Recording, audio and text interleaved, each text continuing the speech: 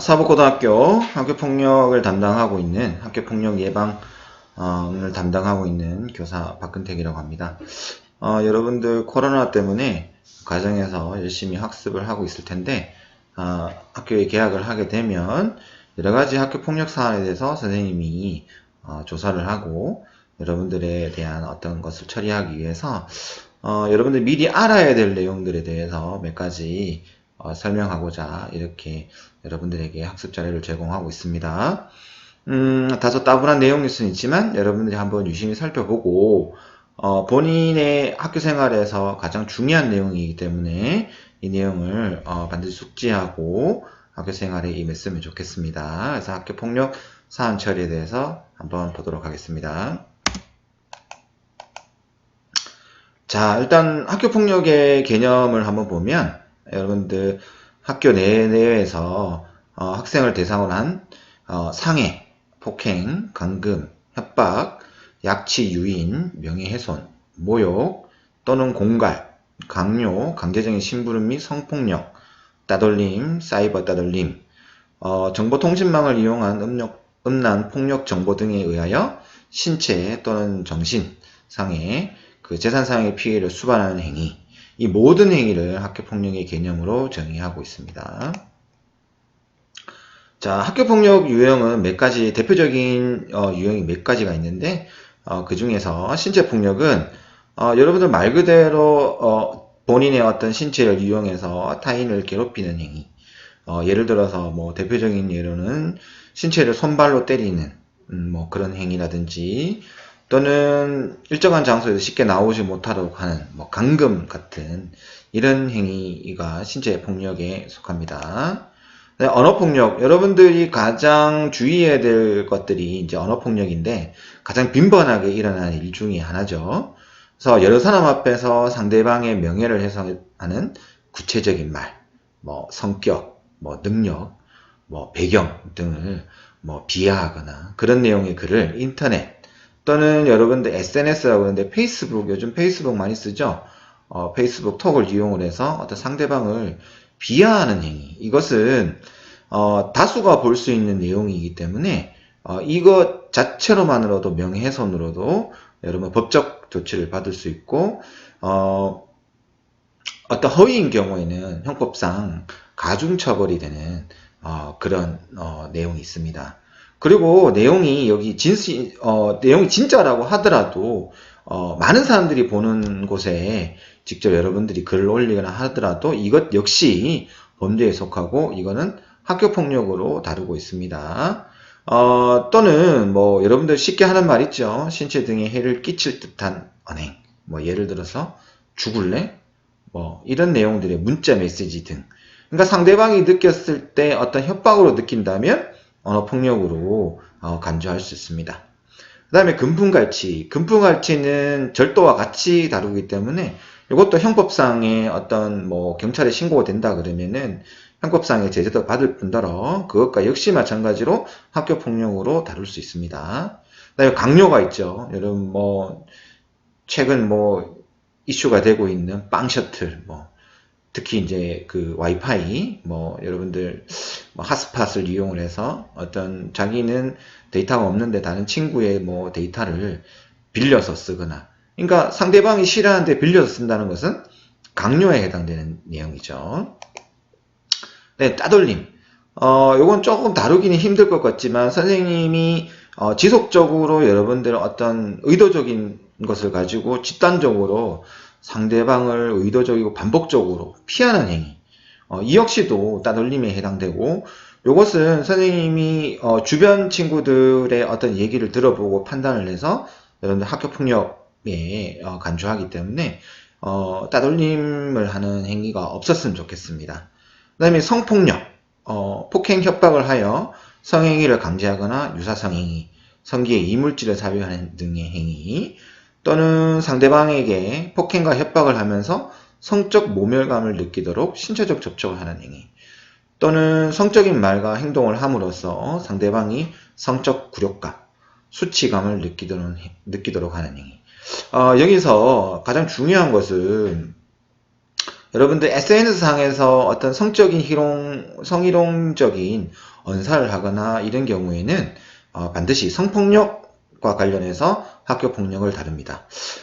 성폭력으로 학교폭력을 다루면 다른 그 사례와 다르게 반드시 그 학교폭력이 접수가 되면 경찰에 바로 신고하도록 되어 있습니다. 그래서 경찰에서는 경찰 나름대로의 형법상의 어떤 조치를 취할 거고, 학교에서는 학교폭력으로 굉장히 가중처벌하는 그런 어떤 폭력 중에 하나라고 할 수 있습니다. 아까 얘기했지만 어떤 SNS를 통한 뭐 사이버 폭력, 뭐 음란물 유통이라든지 또는 뭐 사이버 모욕, 사이버 명예훼손 뭐 이런 것들, 이런 것들이 가장 빈번하게 일어나기 때문에 이 부분에 대해서는 여러분들이 어떤 가급적이면 사이버를 통해서 또는 뭐 SNS상을 통해서 칭찬을 주로 해주시면 좋을 것 같은데, 괜히 뭐 다른 친구의 어떤 성격을 비하한다든지 이런 내용 한 내용이라도 들어가면 여러분 학교 폭력을 다룰 수 있으니까 주의해 주시기 바랍니다. 자, 이제 우리가 작년까지는 이제 학교 폭력을 다룰 때 모든 학교폭력 전담기구랑 그 다음에 전담기구에서 조사를 하고 학교폭력대책자치위원회에서 심의를 했었습니다. 근데 이제 법이 바뀌면서 학교폭력대책자치심의위원회는 이제 교육청으로 넘어갔고, 학교에서는 학교폭력 전담기구를 통해서 조사를 하고 경미한 사항에 대해서는 학교장 자체 해결제를 통해서 여러분들이 어떤 뭐 반성의 기회를 주는 그렇게 법이 개정이 되어 있습니다. 그렇지만 여러분들 학교 폭력이 일어났을 때는 여러분들 뭐 가해자나 피해자나 정신적이거나 신체적으로 굉장한 어떤 에너지가 소비되니까 연루되지 않도록 합니다. 사안 처리 허례들을 조금 보겠습니다. 자, 초기 대응이 있죠. 여러분들 신고 접수를 하게 되는데 주로 피해자가 접수를 하고 또는 때에 따라서는 주변의 친구들이 신고를 하게 돼요. 이런 경우에 선생님께 직접 뭐 신고를 하는 친구도 있을 테고, 아니면 담임 선생님을 통해서, 아니면 상담 선생님을 통해서 신고를 하게 되면 선생님께 이제 그 사안 보고가 올라옵니다. 그러면 선생님은 여러분들 피해 학생과 가해 학생, 그 다음에 주변 목격자가 있다면 여러분들 육하 원칙에 의해서 사안 조사를 하게 되고, 역시 사안 조사 결과를 바탕으로 해서 여러분들 보호자, 그러니까 어머님, 아버님이 되겠죠. 보호자 면담을 거쳐가지고 사안 보고를 학교폭력 전담기구에다가 사안 보고를 하게 됩니다. 그러면 이제 그 다음 절차는 학교폭력 전담기구에서 이제 여기는 전담기구에는 선생님이 6분, 학부모님들이 3분이 계시는데 그분들이 다시 재조사를 하게 됩니다. 그러면 거기서 자체 해결, 그러니까 여러분들이 반성의 기회를 주면 충분히 해결될 것 같다라고 생각되는 건에 대해서는 자체 해결 건에 대해서 심의를 하게 되고, 반성의 기회를 줘도 이건 개전의 사항이 없다라고 생각되면 학교폭력대책자치위원회로 교육청에 있는 학교폭력대책자치심의위원회로 보내게 됩니다. 그래서 일단은 대책자치위원회에 넘어가게 되면 징계가 이제 뭐 1호부터 뒷장에 나오는 뭐 9호까지 있지만 여러분들 일단은 징계를 주게 되는 그런 상황이 되고, 자체 결제로 가면 여러분들 뭐 관계 회복 프로그램이나 여러분들 뭐 봉사활동 할 수 있는 기회를 줌으로써 그 여러분들이 가장 관심 깊게 보고 있는 생활기록부에는 남지 않게 되겠습니다. 자, 그래서 학교폭력대책심의위원회로 넘어가게 되면 교육청에 구성되어 있는 변호사, 경찰관 또는 교육청 장학사님, 선생님들 해서 심의위원회에서 어떤 학생에 대해서 징계를 조치를 하게 됩니다. 그렇게 되면 징계를 교육장, 그러니까 정선에는 정선교육지원청 교육장님이 계시는데 교육장 명의에서 조치 결정이 내려집니다. 조치 결정이 내려지면 학교에서는 가해 학생에 대한 서면 통보를 하고 조치 이행을 합니다.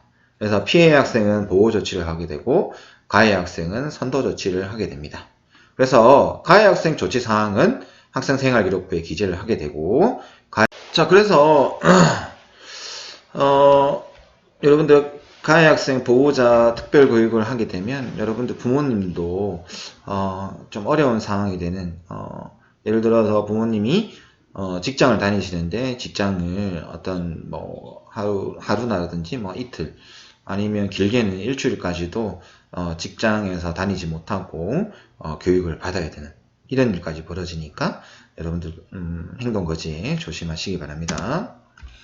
자, 이제 학교장 자체 해결 사안 처리 흐름도입니다. 아까 똑같은 건데 조금 유심히 있게 봐야 될 거는 여기 세 번째 학교폭력 접수를 하고 사안 조사를 하고 난 다음에 전담기구 심의가 있습니다.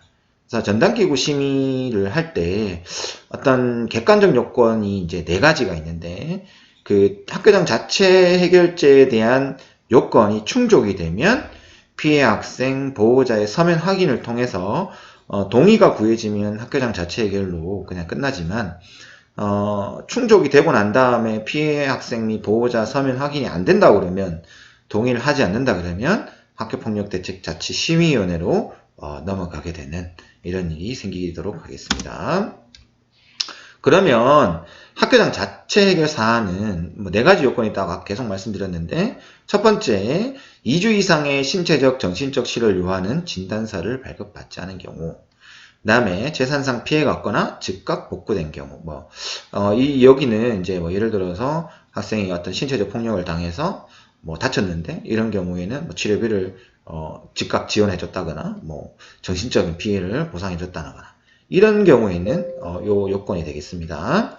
또 학교폭력이 지속적이지 않은 경우 또는 학교폭력에 대한 신고, 진술 자료 제공 등에 대한 보복 행위가 아닌 경우, 이 경우에는 학교장 자체 해결 사안이 되겠습니다.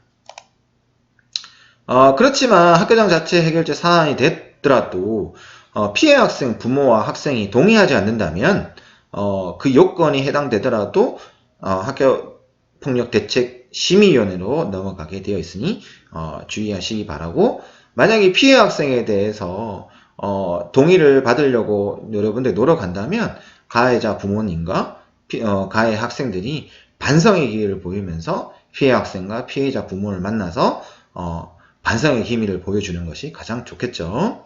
학교장 자체 해결로 종결된 사안에 대한 심의위원회 개최 요청을 할 경우에 자체 해결이 됐어요. 그렇지만 나는 피해자 입장에서 조금 뭐 그런 어떤 자체 해결제는 해결이 안 될 것 같다, 뒤늦게 얘기하는 경우가 있습니다.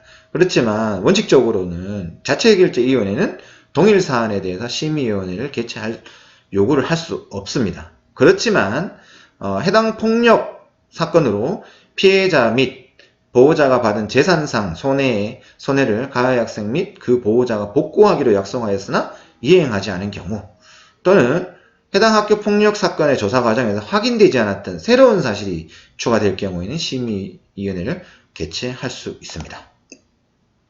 학교장 자체의 고려사항은 가해 학생 대상으로 담당교사, 상담, 캠페인 활동, 교내외 봉사 등 교육 프로그램을 운영할 수 있다. 필요시 관련 학생 간 관계 개선 의지와 동의 여부에 따라 관계 회복 프로그램을 운영할 수 있다. 자, 이제 피해 학생 치료비에 대한 부담은 첫 번째 맨 위에를 보면 피해 학생의 전문단체나 전문가로부터 제1항 1호부터 3호까지의 규정에 따른 상담 등에 사용되는 비용은 가해 학생의 보호자가 부담해야 한다. 다만 피해 학생의 신속한 치료를 위하여 학교장 또는 피해 학생의 보호자 원하는 경우에는 학교안전공제 또는 시도교육청이 부담하고 이에 대한 구상권을 청구할 수 있다. 구상권은 뭐냐면 일단 국가가 먼저 지급해주고 여러분들 부모님한테 국가가 법적 소송을 통해서 돈을 받아내는 것을 구상권이라고 합니다. 자, 피해 학생의 조치는 1호부터 6호까지 있습니다. 이렇게 보시면 되고, 가해 학생은 이제 조치가 이렇게 이게 대책 심의에 넘어갔을 때 제1호 피해 학생에 대한 서면 사과, 여기서부터는 여러분들 그 학생생활기록부에 남게 됩니다. 2호 피해 학생 및 신고 고발 학생에 대한 접촉, 협박, 보복행위 금지, 그 다음에 학교에서의 봉사, 학교 내에서 일주일 이내에 봉사를 하게 되어 있습니다. 사회봉사는 4호, 사회봉사는 학교 밖 행정, 공공기관 관련 기관의 사회 구성원으로서의 책임감을 느끼고 봉사활동을 통해 반성하는 시간을 마련하기 위한 조치. 학교를 오지 못합니다. 관계 기관에서 하루에 8시간 동안 계속 봉사를 하는 겁니다. 학내 전문가의 특별교육 이수 또는 심리치료. 요거는 여러분들 어떤 그 위스쿨이라든지 이런 데 가서 특별교육을 이수하거나 심리치료를 받아야 된다는 이런 내용입니다. 6호는 출석 전지. 학교를 아예 오지 못하죠. 이럴 경우에는 민정결석 처리를 하게 됩니다. 네, 학급 교체, 반을 교체를 하게 되겠죠. 7호. 자, 전학이 있습니다. 여러분들 이제 그런 어떤 전학 조치가 내려지면 여러분들이 다른 학교로 강제 전학을 가야 되는 그런 불상사가 생깁니다. 네, 퇴학 처분. 중학교 때까지는 퇴학 처분이 없지만 고등학교 때부터는 의무교육이 아니기 때문에 퇴학 처분도 할 수 있습니다. 이 경우에는 자퇴와 달리 복학을 할 수 없는 이런 일이 벌어지기 때문에 특히 퇴학 처분이 되는 대표적인 예는 성폭력 관련해서는 성폭력 관련해서 어떤 뭐 성적인 어떤 행동을 취했을 경우에는 거의 대부분 전학과 퇴학 처분이 내려지니까 여러분들 그 부분에서 조심하시기 바랍니다. 자, 그래서 학교 폭력이 일어나지 않도록 여러분들이 조심하시고 매번 여러분들이 학교 폭력 절차에 대해서 일어난 다음에 계속 물어보는 일들이 많은데 이걸 잘 숙지하셨다가 선생님이 다시 또 설명을 할 텐데 학교 폭력이 일어나지 않는 학교를 만들어 가는데 여러분들이 앞장서 주셨으면 좋겠습니다. 이상입니다.